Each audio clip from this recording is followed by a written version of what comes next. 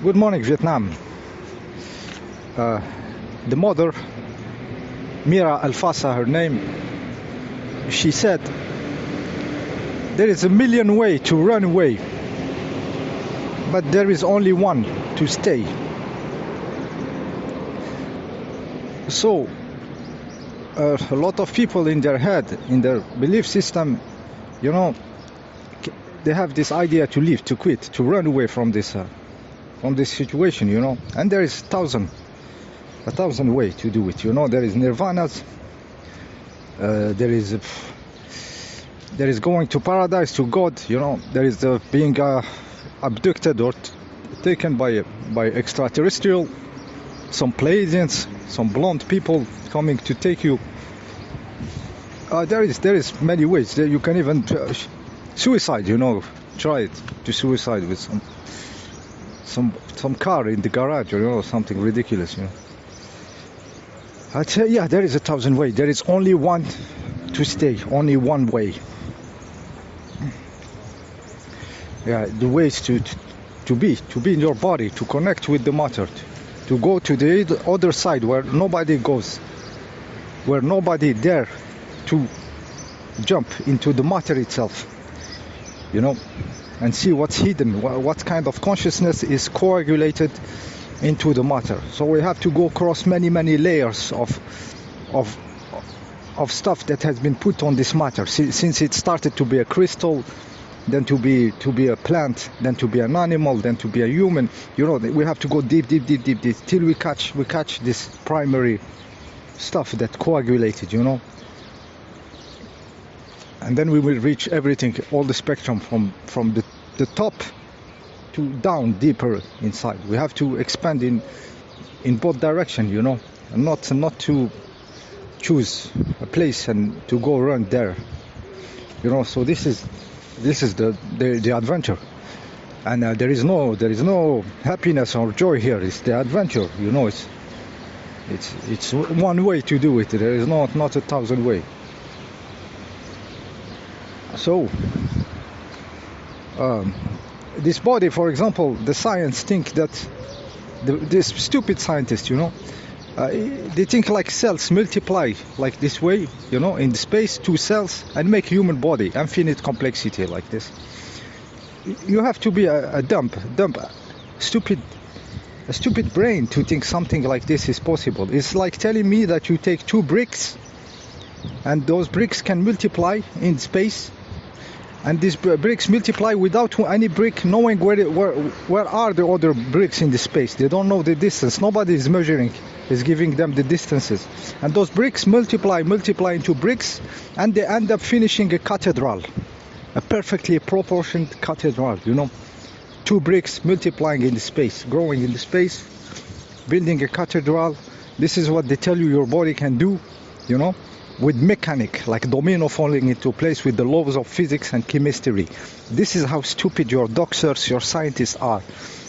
It is ridiculous. It is ridiculous to think this. The life you can make proportion in your hand, the same left hand, right hand, the complexity of an eye, the complexity of your ear, the small bones transmitting vibration from this to the brain, all the organs, and all of this is built in multiple direction in the space, multiple like stages of doing it, you know, slowly doing this, then this, then this. It's infinite complexity, you know, and it cannot be explained in materialistic, because you will be disproportionate. You cannot have this proportion with nobody measuring the distance. So there is a field. Your cells, when they started making your body, there is a field. They obey information which are not immaterial to make this body. They obey it, you know. So the materialistic science is totally stupid. But if this real science we grasp it, there is informational, there is immaterial, and there is what we call something thinking this body, you know, this infinite complexity. There is a mantle behind it, just like little mantle, the small 3 wheelies of you know. There is a super mantle that can make this body, you know. It's crazy complexity, you know. Our 3-wheel mantle cannot imagine how this mantle works, you know. It's higher mantle, higher form of mantle. So what kind of pattern you see in this body to make this infinite structure? Is it fascinating or not? Is it more fascinating than finding like dates that look the same between two people, you know, and so some gematria or something? Because this mantle of us, the small mantle of us, can detect other forms of mantle, you know, and he's fascinated with them, fascinated with the mantle. But it's just a mantle, so some fields which are thinking the stuffs, you know. But there is a fascinating mantle is the biology, how it is done, you know, how it is organized. That must be the fascinating mantle, you know, and not if we are fascinated in small stuffs, you know. If there is a mantle of fear, there is a mantle of control. If it's a field of control, it's a field of some you know, some soulless, maybe big entity of controlling or based on fear, which is trying to live, trying to survive. It's just a mantle, and it's ridiculous. It's not something to be fascinated with.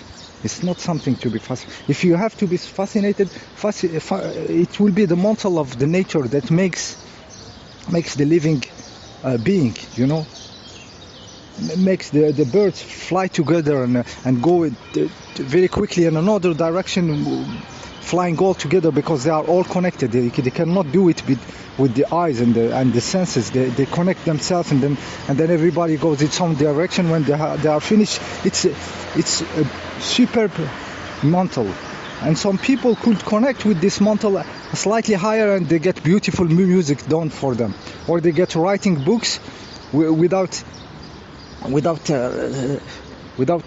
making any mistakes. The books are perfect. Some writers, when they write, very few of them, like Aurobindo, they write without going backward, like Mozart when he wrote his music. The music, they access higher mantle, but it is just a mantle. It's a principle of the life, and you can see it in many forms, in many beings, in many maybe soulless stuff, or non-material beings, non-human, you know, smarter, having a higher mantle, doing some stuff, some principles, you know, of control, of taking energy. We have not to be fascinated by it. Let's be fascinated about the mantle that manage our body, you know, that make it 37 degrees, that make it use electricity, chemistry, pH. I make you can see with 3D by treating two different images from different angle, without you having a delay in time when you move your hand and you see it.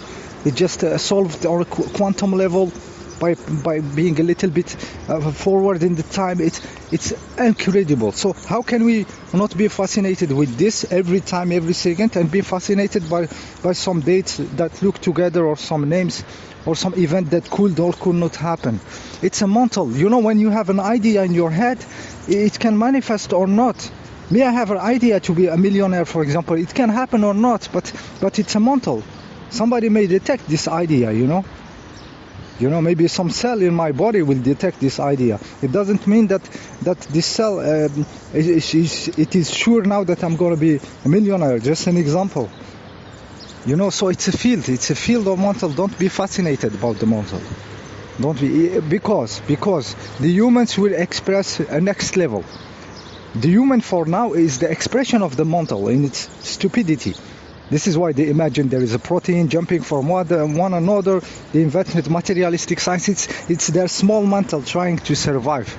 But the mantle in the human is dying. The mantle in the control forces is going to die, because there is an upper stuff which will appear above the mantle, not mantle. It doesn't work in duality.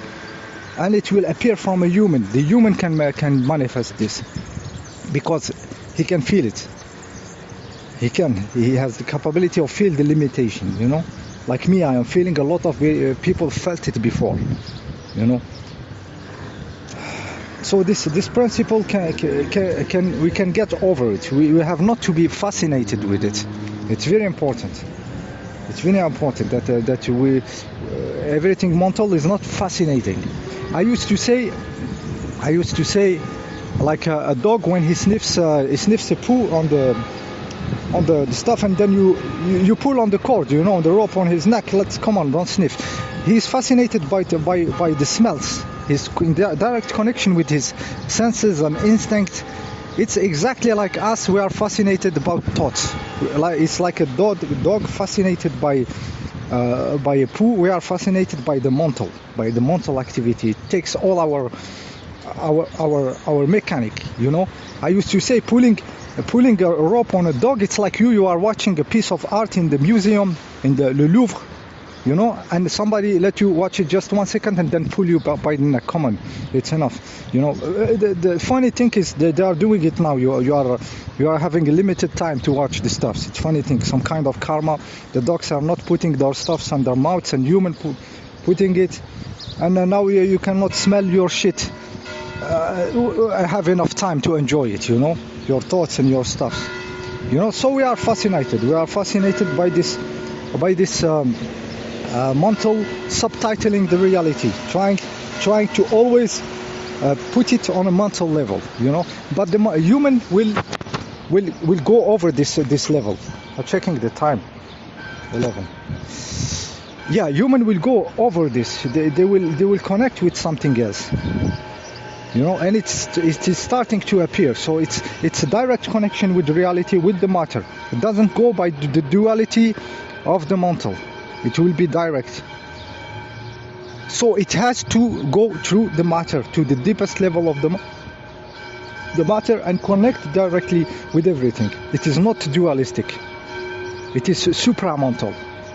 It's the supramental level where we exist, but on a higher level. It doesn't mean that the mental disappeared, but it is not used in this. It's used down. It's used when you have to repair something in your kitchen or something, you know. It's not used to interact with life, you know. We will interact on a supramental level. So it has to go by the body. Why it has to go by the body? The body already, your body expressed the mental.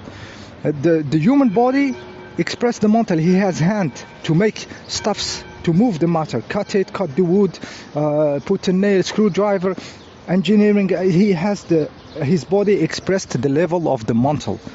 And the mental, for example, says, the sun is hot. He put himself in opposition, so the skin becomes sensitive to the hand, to the sun. The skin becomes sensitive to the sun because the mental sees the sun as something that burns. You know, we put ourselves in duality. We separate ourselves further from the stuffs than the animals. You know, the animals will not make duality. He just in his what he feels he do. You know, directly. He's in direct contact, but with the instinct, with the five senses, smelling and instinct, and you know, we have to have this level of direct connection. But we are not going to be animals, you know, like sniffing each other bat. You know, it's not. So we have to be direct connection, but with the consciousness, with everything. So it's a higher level. We have to have the same honesty that the animal have, that we have it in the past, but we added this layer of mental, and we become fascinated by the mental, and now we have to go higher, not to become animal more or backward or something. No, we have to now understand everything, but understand it on a physical, on a vibrational level. We have to touch the higher principle, and it's the time. This is where it went crazy. How it's the time? 13 minutes, 14. Yeah, so last minute, just quickly, I think you get the idea. I was thinking a lot of people are saying that now they are what they do to us, they have to have our consent. I think this is very recent, like when they are starting really to need the consent of people, like fully, and they cannot really do something to them. I think it's around 2012 that happened. I have some elements in my head, some experiences. I lived in some other countries and stuff that tells me that the stuff, the big mantle, the big Ashura of the mantle is obliged now to not force himself on the others, because something new has appeared, a higher force or something. It's dying. The mantle is dying. Don't be fascinated with it. And I will do a video how I use this mantle. I use it as as a joke, you know, to discover stuffs and everything, but I don't take it seriously because it is as serious, as important as the mental in my head, trying to think my relationships or something like that. Okay, see you next time.